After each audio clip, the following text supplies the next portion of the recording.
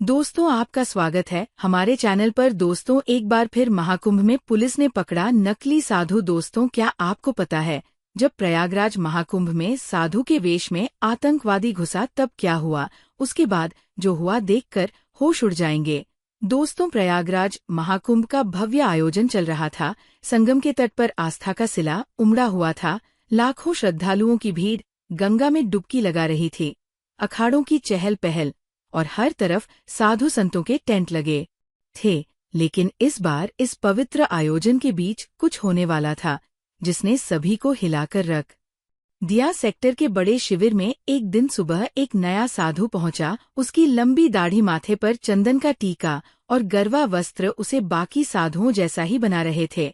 वो धीरे धीरे शिविर के अंदर आया और मुख्य साधु के चरणों में झुक गया। मुख्य साधु ने उसकी ओर देखा और बोले, महात्मा जी, आप कहाँ से पधारे हैं? नए साधु ने हाथ जोड़ते हुए जवाब दिया, महात्मा, मैं काशी से यहाँ संगम पर साधना करने की इच्छा से आया हूँ। मुख्य साधु ने सिर हिलाते हुए कहा, बहुत अच्छा, ये पवित्र भूमि है, आप यहाँ आराम से रह सकते हैं। साधु शिविर के एक कोने में बैठ गया। उसने अपने झोले से एक पोटली निकाली, उसमें से चंदन और राख अपनी हथेलियों पर लगाया और ध्यान में बैठ गया। बाकी साधु उसकी ओर ज्यादा ध्यान नहीं दे रहे थे। वो साधु सुबह जल्दी गंगा स्नान करता, दिन भर प्रवचन सुनता और रात होते ही ध्यान में लीन हो जाता।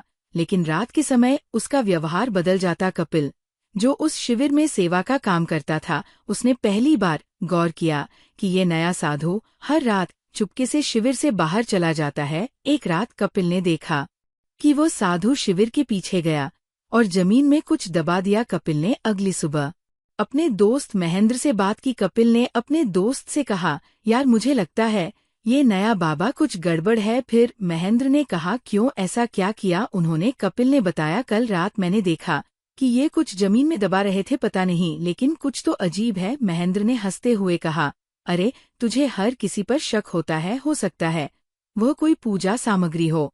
लेकिन कपिल का मन शांत नहीं था। उसने तय की कि वह इस साधु पर नजर रखेगा। उसी दिन प्रयागराज पुलिस को एक गुमनाम कॉल आया। कॉलर ने बताया कि महाकुंभ में एक आतंकवादी साधु के भेष में छुपा हुआ है और वह किसी बड़े हमले की योजना बना रहा है। ये सुनकर पुलिस तुरंत सतर्क हो गई। इंस्पेक्टर राकेश शर्मा, जो महाकुंभ की सुरक्षा के प्रमुख थे, उन्होंने अपनी टीम को अलर्ट कर दिया। इंस्पेक्टर राकेश शर्मा ने कहा, हमें हर शिविर की जांच करनी होगी। फिर कपिल ने हिचकिचा हुए कहा, अगर वह दोषी नहीं निकला तो? मुख्य साधु बोले, यह जोखिम उठाने लायक नहीं है, ऐसा करते हैं, आज रात उसकी हरकतों को फिर से देखते हैं। कपिल ने अपना फोन तैयार रखा और मुख्य साधु ने शिविर के कुछ अन्य साधुओं को भी अलर्ट कर दिया। रात का समय था, सब सोने की तैयारी कर रहे थे। साधु फिर से अपनी झोली लेकर शिविर से निकला। साधु गंगा किनारे एक सुनसान घाट पर पहुंचा, जहां पर वो आदमी मौजूद था जिससे वह पहले भी मिला था। अनजान आदमी ने पूछा, तुमने जो कहा था वह काम पूरा कर लिया? साधु ने उत्तर दिया, हाँ, उपकरण सही जगह पर सेट कर दिए गए हैं, बस अगले आदेश का इंतजार है। मुख्य साधु और कपिल ये सुनकर चौंक गए। कपिल ने इस बातचीत को रिकॉर्ड कर लिया। मुख्य साधु ने धीरे से कपिल से कहा, तुरंत पुलिस को बुलाओ। कपिल ने पुलिस को कॉल किया और उन्हें सारी जानकारी दी। इंस्पेक्टर राकेश शर्मा और उनकी टीम तुरंत हरकत में आ गई। इंस्पेक्टर राकेश ने कहा, हमें इस संदिग्ध साधु को रंगे हाथों पकड़ना होगा। अगर वो सच में आतंकवादी है तो वह इस महाकुंभ के लिए कोई बड़ा खतरा बन सकता है। पुलिस ने घाट की ओर जाने वाले सभी रास्तों को घेर लिया। कुछ पुलिसकर्मी भेष बदलकर वहां पहुंचे ताकि उस साधु को उन पर शक न हो। साधु और उसका साथी अभी भी बातचीत में व्यस्त थे। साधु ने कहा, ये आखिरी चरण है, बस जैसे ही भीड़ सबसे ज्यादा होगी हमें कार्यवाही करनी है। अनजान आदमी ने उत्तर दिया, यह हमला सबके लिए एक बड़ा संदेश होगा। कोई सोच भी नहीं सकता कि महाकुंभ जैसी जगह को निशाना बनाया जा सकता है। पुलिस टीम ने सही समय का इंतजार किया। पुलिस ने तुरंत साधु और उसके साथी को गिरफ्तार कर लिया। पूछताछ में पता चला कि वह एक अंतर्राष्ट्रीय आतंकी संगठन का सदस्य था। उसका असली नाम कुछ और था और वो भारत में कई सालों से छुपकर रह रहा था। इंस्पेक्टर राकेश ने पूछा, तुम्हारा मकसद क्या था? महाकुंभ जैसे पवित्र आयोजन को क्यों निशाना बनाया? ने उत्तर दिया, भीड़ का डर। सबसे बड़ा हथियार है। हमारा मकसद था यहाँ ऐसा हमला करना जो दुनिया को हिला दे, लेकिन तुमने हमारा प्लान खत्म कर दिया। पुलिस को साधु के झोले और शिविर के आसपास लगाए गए उपकरणों से बड़े हमले की योजना के सबूत मिले। अगले दिन प्रयागराज पुलिस ने मीडिया को बताया कि महाकुंभ में एक बड़ा आतंकी हमला टल गया। इंस्पेक्टर राकेश ने कहा, हम कपिल और मुख्य साधु के शुक्रगुजार हैं, जिन्होंने सही समय पर सही जानकारी दी।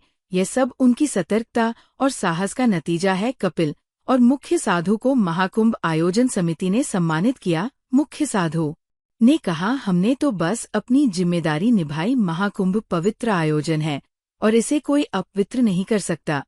कपिल ने कहा, अगर मैंने उस साधु पर नजर न रखी होती तो शायद कुछ बड़ा हादसा हो जाता। इस घटना ने सभी को सतर्क कर दिया कि आज तक के ऐसे बड़े आयोजनों में सुरक्षा और जागरूकता कितनी महत्वपूर्ण है। इस घटना के बाद महाकुंभ के आयोजकों और सुरक्षा एजेंसियों ने सुरक्षा व्यवस्था को और मजबूत किया। तभी शिविरों में नियमित जांच और निगरानी बढ़ा दी गई, ताकि भविष्य में ऐसी किसी भी घटना की पुनरावृत्ति न हो। श्रद्धालुओं को भी सतर्क रहने और किसी भी संदिग्ध गतिविधि की सूचना तुरंत पुलिस को देने की सलाह दी गई। महाकुंभ जैसे विशाल आयोजनों में सुरक्षा की चुनौतियां हमेशा रहती है, लेकिन प्रशासन और जनता के सहयोग से इन चुनौतियों का सफलतापूर्वक सामना किया जा सकता है।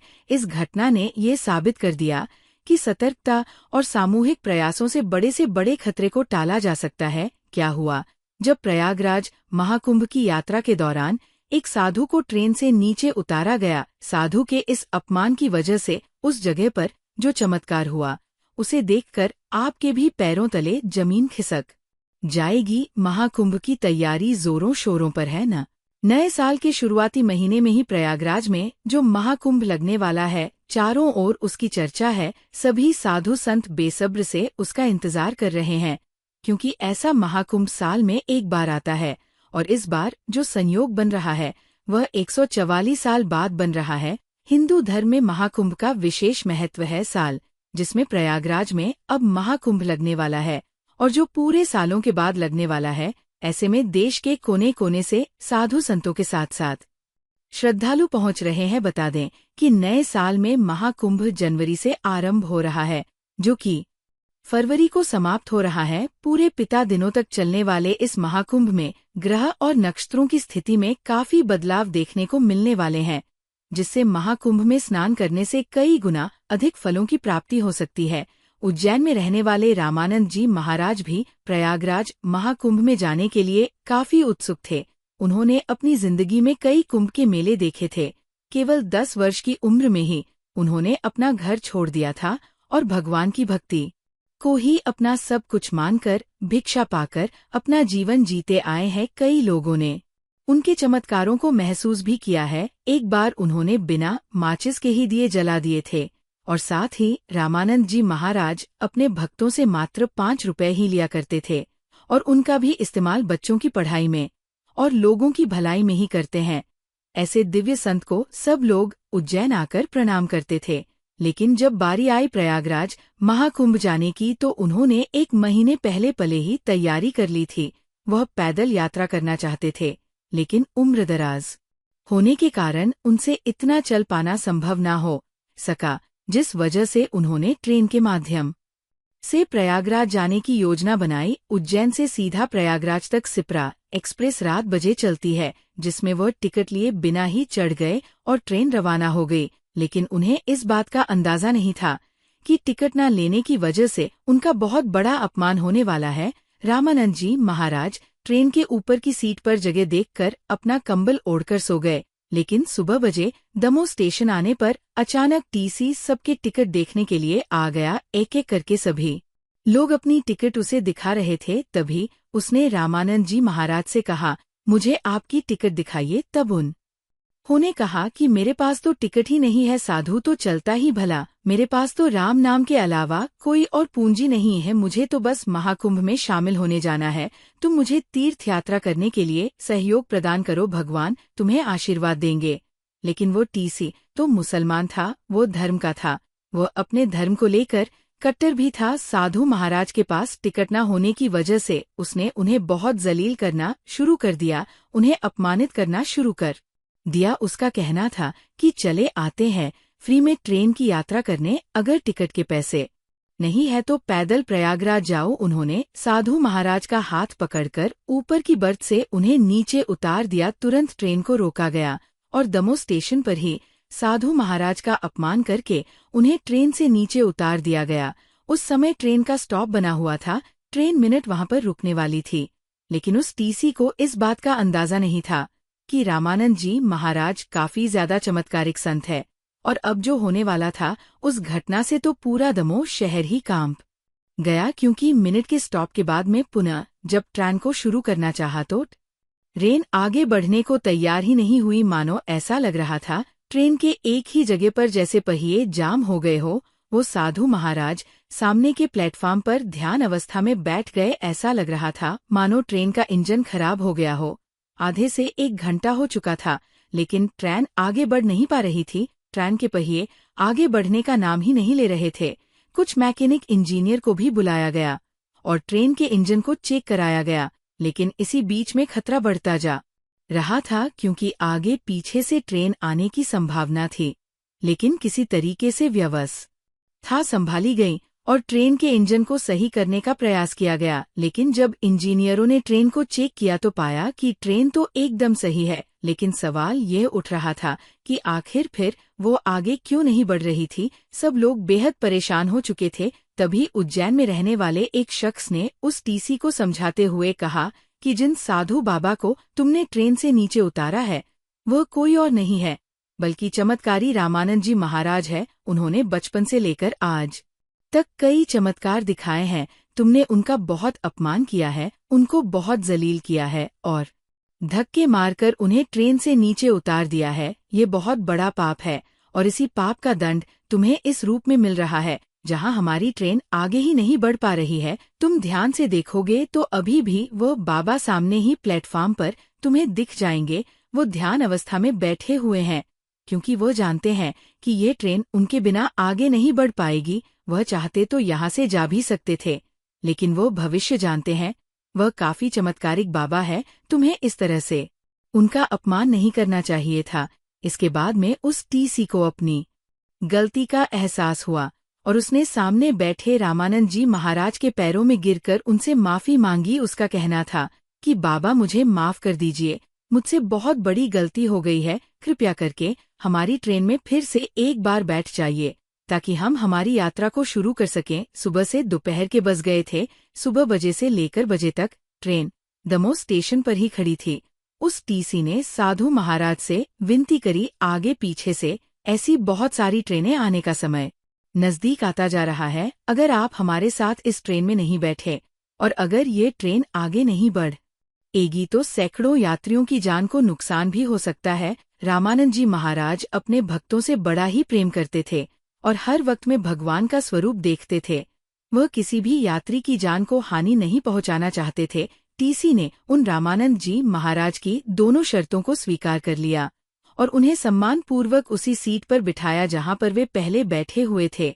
और चमत्कार कुछ ऐसा हुआ कि जो इंजन पिछले 4 घंटों से बंद पड़ा हुआ था, अब एक तेज आवाज निकली और वही इंजन आगे बढ़ने को तैयार हो चुका था। जैसे ही लोको पायलट ने ट्रेन को आगे बढ़ाना चाहा, इस बार ट्रेन के पहिए आगे बढ़ने लगे। ये एक बहुत ही बड़ा चमत्कार था जिसे ट्रेन में मौजूद हर एक यात्री ने महसूस किया और सब रामानंद जी महाराज के दास बन गए। ट्रेन शाम को तकरीबन पर प्रयागराज पहुंची, जहां रामानंद जी महाराज के उतरने के पश्चात कई लोग उनसे मिलने आए, उनके इस चमत्कार को महसूस किया और इस चमत्कारी घटना के बाद से प्रयागराज जाने के लिए भक्तों की भीड़ और ज्यादा बढ़ गई। रामानंद जी महाराज के प्रयागराज पहुंचते ही इस चमत्कारी घटना के बाद से दुनिया भर में अलग अलग ट्रेनों में महाकुंभ जाने के लिए यात्रियों की भीड़ लग गई। खास तौर पर सिप्रा एक्सप्रेस में जो भी यात्री बिना टिकट के महाकुंभ में जाने के लिए सफर करता था तो उसे कोई भी मना नहीं करता था, क्योंकि ये रामानंद जी महाराज की सबसे पहली शर्त थी। आपको इस घटना से क्या सीखने को मिला, आप नीचे कमेंट बॉक्स में जरूर बताएं। वीडियो अगर पसंद आया हो तो वीडियो को लाइक करें और हमारे चैनल को सब्सक्राइब करें। और अपने दोस्तों के साथ शेयर करें और कमेंट बॉक्स में जय श्री कृष्णा अवश्य लिखें। धन्यवाद और कमेंट करके बताएं वीडियो कैसा लगा।